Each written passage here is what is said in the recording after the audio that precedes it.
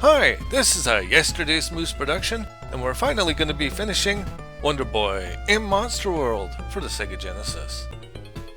But before we do that, we're going to play our favorite game. What game is that? The game is You Can Say That Again. Yes, let's go all the way back to just before we enter Poseidon's shrine, and if we give this girl back her ocarina and talk to her again, she says, "So you're the legendary hero. Now, maybe my father will be able to get a decent night's sleep. I'm the daughter of Poseidon. Bum bum bum." Now, if we want to get the max number of magic, we have to go to this secret shop and trade charm stones. At this point we don't have enough, so let's just go ahead and buy a charm stone from Sundry.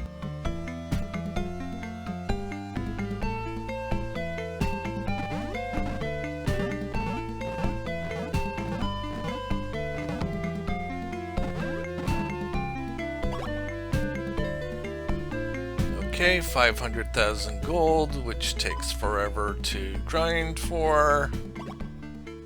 The charm stone is, wait a minute, I'm not going to tell you that.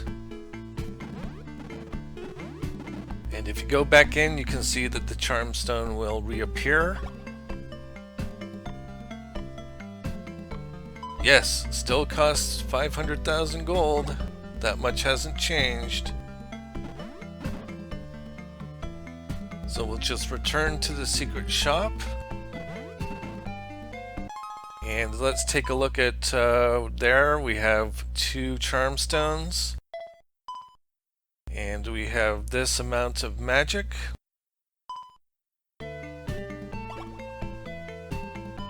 And we trade the 2 charm stones for magic.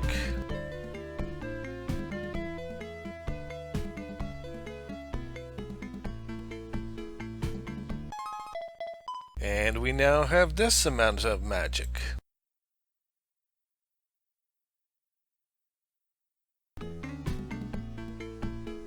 So I spent some time, got some more charm stones, and let's once again trade them for some magic. Looks like we only need 2 more slivers of power magic. So hey, that's worth 100,000 gold, don't you think?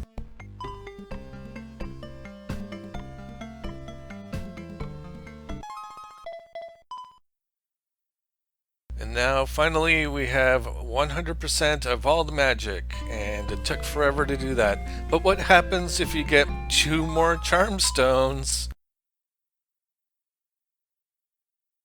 and you already have full magic? What happens if you talk to this secret shopkeeper again?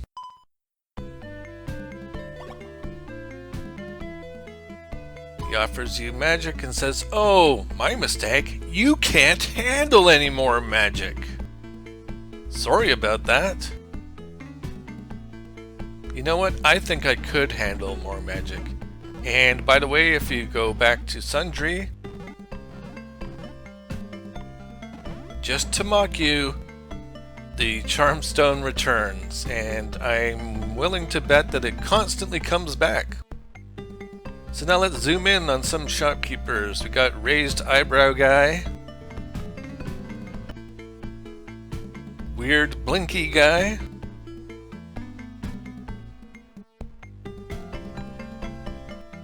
Eyebrow Secret Shopkeeper,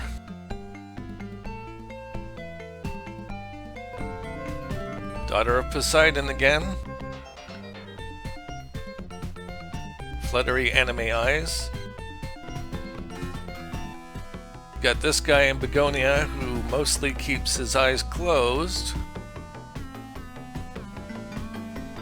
And Flippin' the Bird guy from Childem.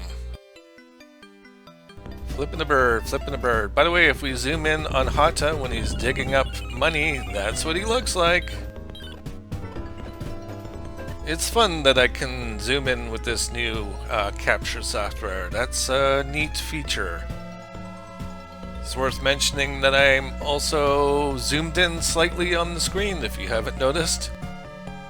I accidentally did that and on one video, and it just kept it for this video, and I forgot to reset it. So now it's zoomed in. So this playthrough has a lot of weird consistency issues, like recording at 30 frames a second and then going back and making it 60 frames and then accidentally recording at 1080p and then going back to 720p and then zooming in accidentally and keeping it zoomed in. By the way, this is what happens when you go back in this space shuttle thing.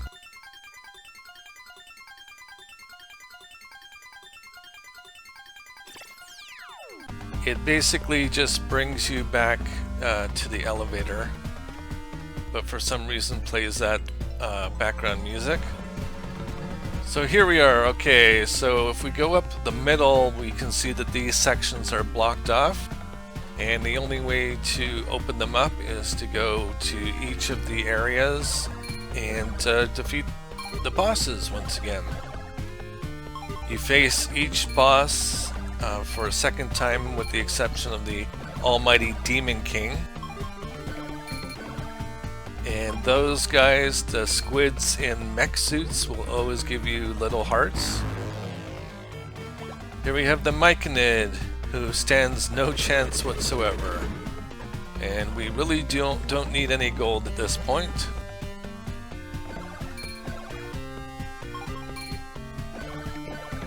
And it's kind of funny that the order of the bosses in this area is a little bit weird. I'll point it out once we get back to that section. So you have to go up the second ladder to face the first boss, and down the first ladder to face the second boss. So that's kind of odd. So I'm just facing them in the order in which we encountered them. Here's Grag and Glag, who are now super easy, barely an inconvenience. I couldn't resist saying that, it just popped in my head.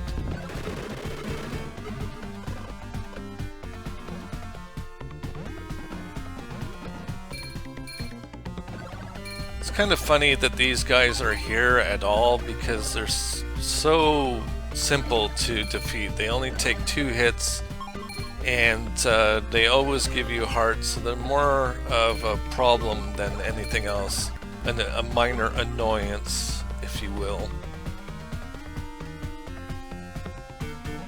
So just so that we're clear, if we go up here, we can see that some of the barriers are now gone. And it's time for boss number 3.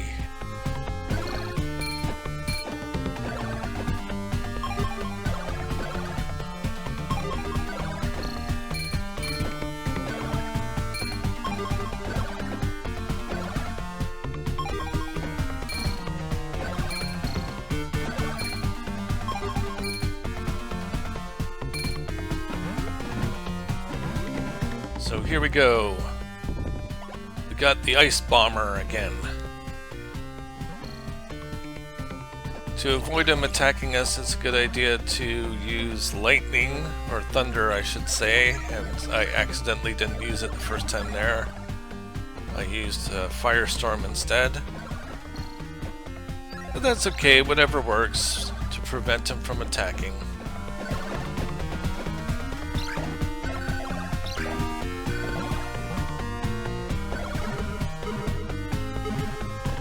Got a bit of slowdown there, which is interesting.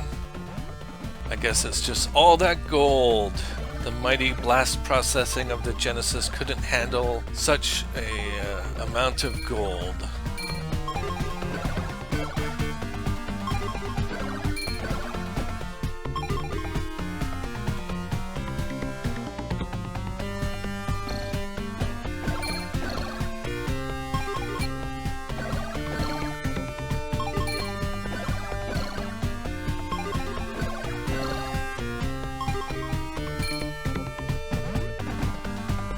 And the final boss, the Tyrant Dragon, or at least the final boss for this boss rush.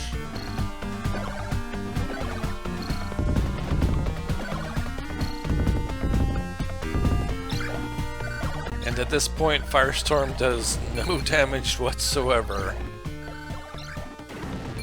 And who knows, maybe it did the same amount of damage when I faced this boss for the first time.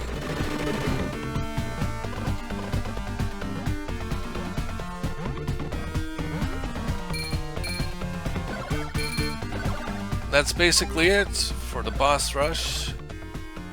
It's time for the final boss. So we have to make our way back up to that middle ladder. And if I was playing this normally, I would have gone all the way back to Prep-Roll and saved at the end and come back here. Good idea to have power and thunder handy. You can also switch to shield if you need it. And at this point there's really nothing that we can do, just get hit until a thing happens. Some hero. Is that the best you can do? Well, watch this! Not too bad, eh? Now let's see if you've got what it takes. And he gives you full health. And hey, I'm gonna do a save state here, even though, spoiler alert, I end up not needing it. But I figured that's okay because, like I said, normally I would have gone all the way back to Prep-Roll.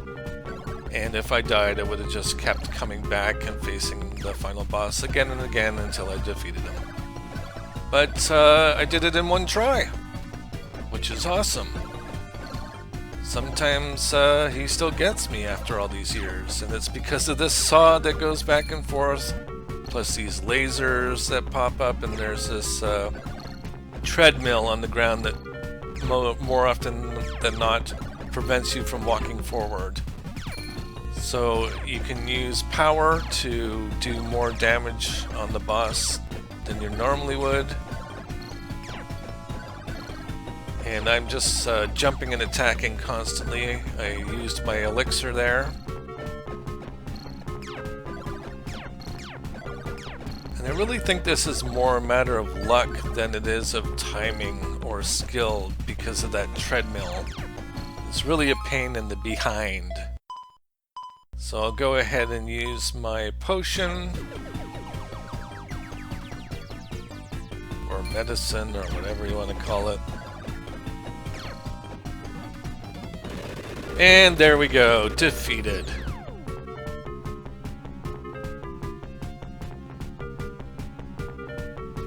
Staff. Credits time. I could read all of these off, but I'm not going to. I'll just let it play until there's some more text for me to read.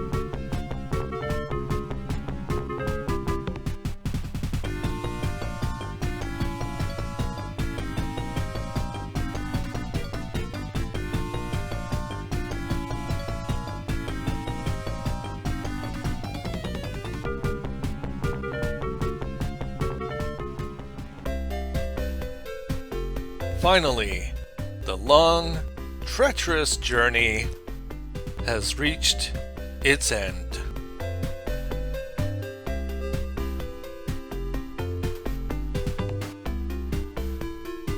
None of the people in Monster World will ever forget what they've been through.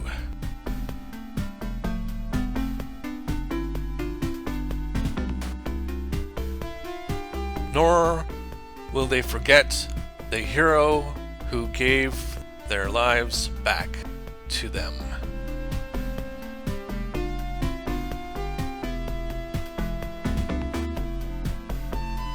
The story of Xian's valiant struggle will no doubt be passed on from generation to generation.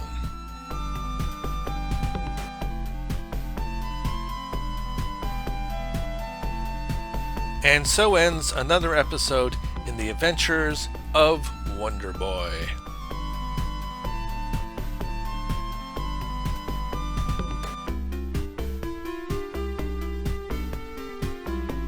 Welcome home, Xian.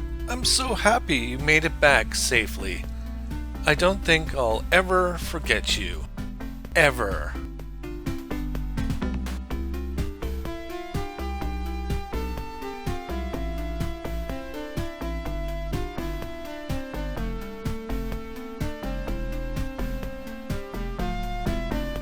The end.